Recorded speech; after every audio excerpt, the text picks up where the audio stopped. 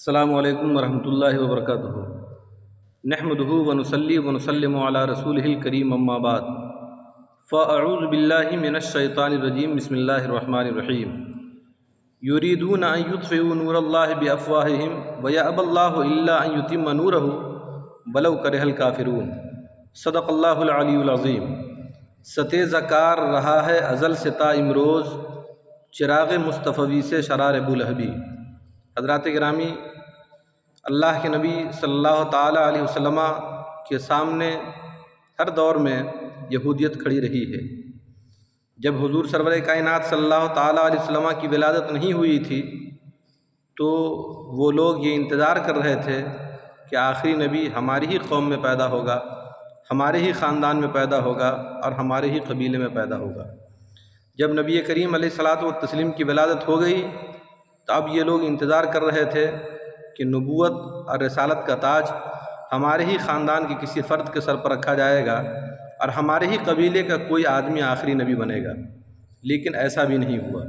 اسی وجہ سے یہ لوگ اس وقت بھی انتظار کر رہے تھے۔ ولادت کے بعد جب آپ نے اعلان نبوت فرمایا، اس وقت یہ لوگ حسد میں جل بھن گئے کہ ایسا کیسے ہو سکتا ہے کہ نبوت کا انتظار ہم کر رہے تھے اور خاندان بنو اسماعیل میں ایک آخری نبی پیدا ہو گیا، ایسا کیسے ہو سکتا ہے؟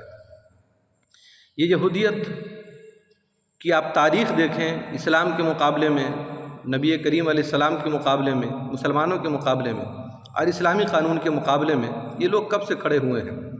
حضور سرور کائنات صلی اللہ تعالیٰ علیہ وسلم کی ولادت خاندان بنو اسماعیل میں ہوئی۔ ان یہودیوں کو سب سے زیادہ خلش اسی بات کی ہے کہ بنو اسماعیل میں کیسے ان کی ولادت ہوئی۔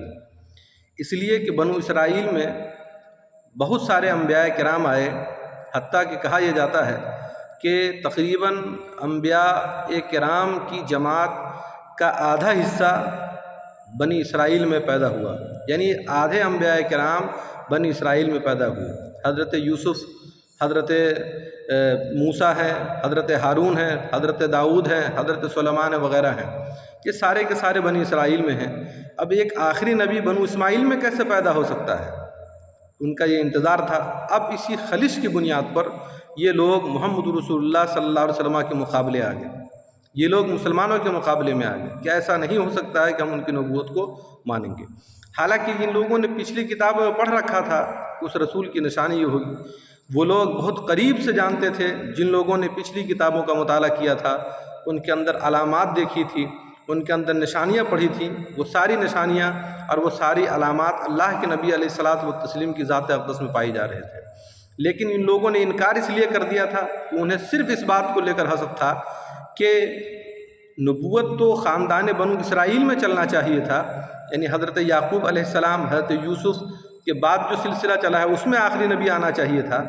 حضرت ابراہیم کے دوسرے بیٹے حضرت اسماعیل علیہ الصلاۃ والتسلیم کی ذریت میں آخری نبی کیسے پیدا ہو سکتا ہے؟ بس اسی کو لے کر کے وہ لوگ تکلیف میں آ گئے۔ یہی حسد ان کے اندر تھا، یہی خلش ان کے اندر تھی اور یہی جلن ان کے اندر تھی۔